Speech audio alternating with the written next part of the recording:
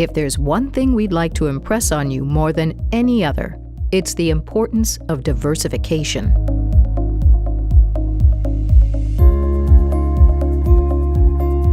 More than 60 years of academic research has consistently confirmed two key benefits.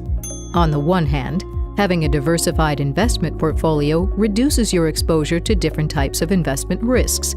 On the other, it can also improve your expected returns. We all know the old adage about not putting all your eggs in one basket, and it's a helpful analogy for investors. But as well as having multiple baskets, you need to ensure they're stocked with not only eggs, but a bounty of fruits, vegetables, grains, meats, and cheese. Just as overexposure to one type of food can be detrimental to our physical health, failing to diversify your investments increases your vulnerability to company-specific, country, and investment-style risks, creates a bumpier investment experience, and makes you susceptible to second-guessing your investment decisions. In turn, these can cause unnecessary costs, lower returns, and increased anxiety. There are carefully designed funds available today that offer efficient, low-cost exposure to capital markets all around the world. Investing in a wide range of such funds is the best way to capture the full benefits that global diversification has to offer. Let's take a closer look at managing risk, which is one of the main reasons for diversification. Perhaps the most obvious risk is the risk of being too concentrated.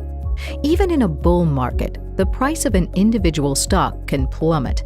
And when the wider economy is thriving, a corporation can still default on a bond. You can avoid concentration risk by having a diversified portfolio. While it is possible to diversify concentration risk, market risk, on the other hand, can't be diversified away, and for that reason, it's reasonable to expect to be compensated for taking market risk, but not for taking concentration risk. That doesn't mean that taking market risk is easy.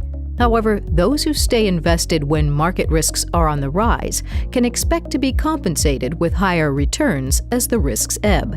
But in the short run, they have to endure market fluctuations that can test the resolve of any long-term plan. That's why you want to take on as much, but no more, market risk than necessary. Diversification becomes a dial for reflecting the right amount of market risk exposure to best meet your individual financial goals.